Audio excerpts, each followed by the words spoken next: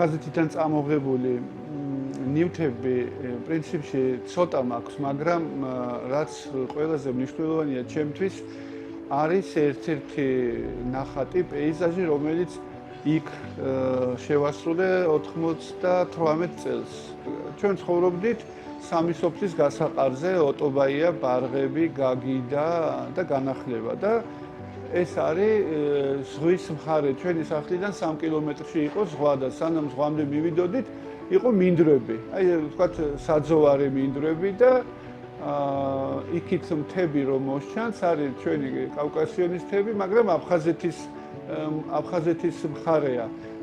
აქედან ვერ ხედავთ, მაგრამ მარჯვენა მხარეს ვთქვათ რუხია, სოფელი რუხი და მარცხენა მხარეს დაახლოებით ოჩამჩირის აჩიგვარის ტერიტორია ჩანს ამ სურათზე, მთების ძირში. და ჩემთვის საინტერესო იყო ეს სივრცე. იქ ვიყავი გადასული და შევეცადე მიფარებული ადგილი ვიპოვე, იმიტომ რომ მაშინ იქ პარტიზანებიც, აფხაზი ბოევიკებიც ნებისმიერ წუთს და წამს შეიძლებოდა, მით უმეტეს, როდესაც მოლბერტით ზიხარ სადღაც მინდორში და ეს მოლბერტი ვის რა იარაღი ეგონებოდა ვინც შორიდან მაშინ ვინ წარმოიდგენდა თქვათ მხატვრობას, მაგრამ იყო ესეთი კურიოზული მომენტი მაშინ, როდესაც ამ სურათს ხატავდი. მომიწია ბუჩქებში გადატანა, იმიტომ რომ სროლები ატყდა ჩემი მოლბერტის და ჩემი ნახატის. მე გარკვეული პერიოდის შემდეგ ისევ გამოვიტანე და შიში იყო რა თქმა უნდა, მაგრამ ბოლომდე დავხატე ეგ სურათი. და მე შევეცადე ენგურის გადაცურვით წამომეღო აქეთ თბილისში და იმის მერე ძალიან მოფერებით ვინახავ.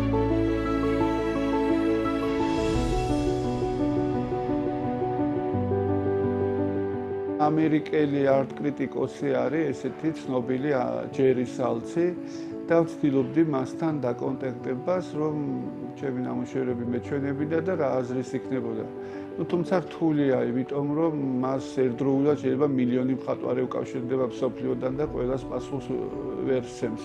მაგრამ რატომღაც საბედნიეროდ რაღაცით მოიხიბლა და მომწერა საკმაოდ საინტერესო წერილი, რაღაცებს რჩევებს მაძლევს, რაღაცას თავაზობს, მაგრამ თავარი ის ვითხრა, რომ ორი ნამუშევარი განსაკუთრებით მომეწონაო თქვენიო და ერთ-ერთი აღმოჩნდა ის ნამუშევარი, რომელიც ჩემთვის როგორც ნივთი ძალიან ძვირფას გადმოტანილი ნივთი, რომელიც აფხაზეთში შეიქმნა პეიზაჟი.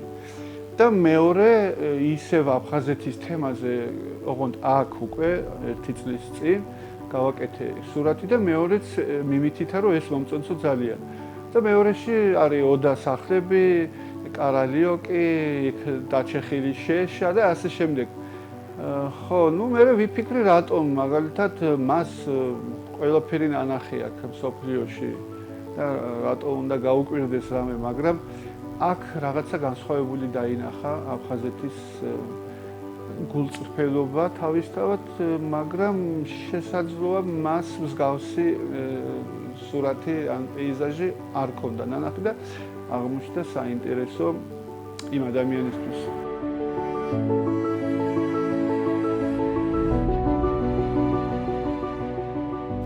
მე ძირითადად ვითვლები როგორც აბსტრაქციონისტი მხატვარი და პირდაპირ არ იკითხება აბსტრაქციას, ზოგადად უსაგნო ხელოვნებას ნიშნავს, მაგრამ არ არსებობს სურათი, რომელშიც აფხაზეთის მონატრება, აფხაზეთის სიყვარული არ იდოს. თუნდაც რაღაცა ხაზი, ბოლოს ვამთავრებ სურათს და გაუსვი ხაზი.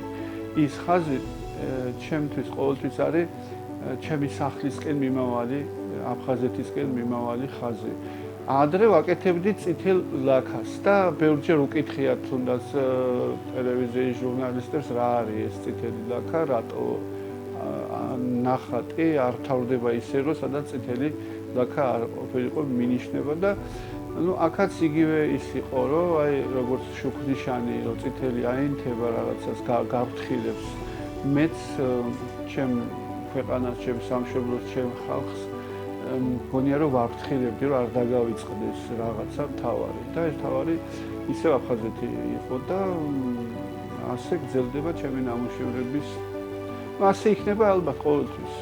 შეიძლება პირდაპირ არ ჩანდეს და ფერებში ეს არ იყოს დამთრგუნველი ან რაღაც ცუდი ემოციის გამომწვევი, პირიქით უფრო ლაღად, უფრო ნაზად, უფრო სიყვარულით, მაგრამ ერთად ჩვენ ქართველები და აფხაზები.